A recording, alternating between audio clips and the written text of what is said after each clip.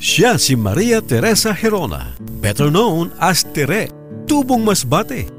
Undergraduate sa kursong nursing. Tignan mo naman siya ngayon.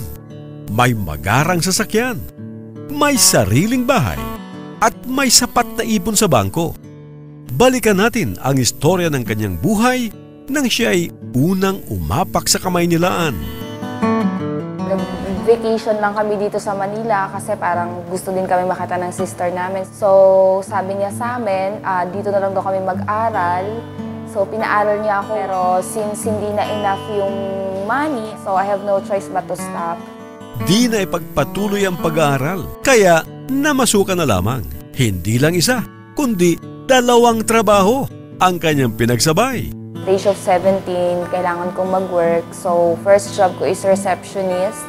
And then, since hindi po enough yung salary ko as receptionist, kasi breadwinner din po ako, nag-part-time po ako as call center.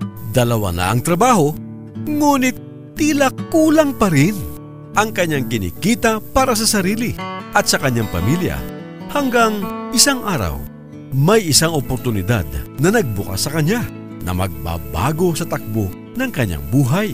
Isang tao na hindi ko kakilala na nag-approach sa akin, sabi niya sa akin, baka daw gusto ko ng extra income.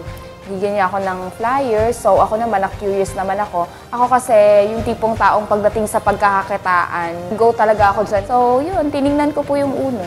So on that day, dinala niya ako sa office, that's the time na pinakita niya kaagad sa akin yung business. Sa hangaring kumita ng malaki, ay napabayaan naman niya ang iba pa niyang obligasyon. First 5 months ko po sa uno, pinart-time ko po siya. Sobrang excited ako, akala ko yayaman na kaagad ako. Hindi ko alam, sa pagyaman pala, marami ka palang mapagdadaanan. Nag-start ako, syempre dahil may 2 akong trabaho. Talagang naapektuhan yung work ko. So, pinapagalitan na ako ng mga boss ko dahil lagi daw akong puyat, nakikita akong natutulog. Hanggang sa napagdesisyonan niyang mag-resign sa 2 niyang trabaho at mag-full-time na siya sa uno. Sa first 3 years ko po, talagang hindi lang ako nainip, hindi lang ako napagod. Sinabi ko sa sarili ko na alam ko dito talaga ako aasenso. And consistent po talaga, hindi ako tumitigil. Everyday po talaga nasa office ako, nagte-training ako, tinitrain ko yung mga downlines ko. Dahil sa kanyang pagsusumikap, hindi nabigo si Teresa na makamit ang kanyang hinahangad na tagumpay. Right now, ang sarap po ng feeling kasi nararanasan ko na yung financial and time freedom. Pangarap ang puhunan. Sinangkapan ng sipag at tiyaga at pananalig sa Panginoon. Ngayon ay masasabi nating asenso Pinoy na nga si Tere. In almost 5 years doing this business, nakabili na rin po ako ng kotse, meron po akong sariling bahay ngayon. Sa uno po napatunayan ko na kahit wala ka natapos, kahit anong background mo sa buhay, kahit mahirap ka lang, dito pwede kang umasenso basta may pangarap ka lang. Hindi ko lang siya basta upline. Siya yung taong kaibigan ko na, best friend ko na, kapatid ko na dito sa negosyo.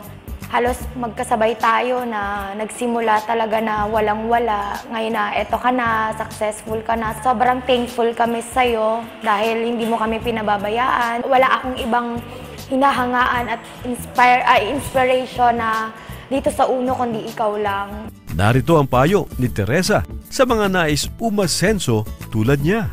Huwag po natin gawing hadlang yung edad natin. Iba pa rin yung batang kumikita at batang nakakatulong sa mga magulang. And sa mga naman po, sa mga misis naman po na nasa bahay, masarap po na kahit babae ka, successful ka din po. Masarap na kahit babae ka, nakakatulong ka din po sa partner mo.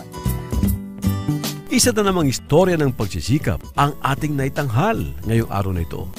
Nawa ay na-inspire namin kayo upang kayo din, tulad ni Teresa, ay maging asenso Pinoy.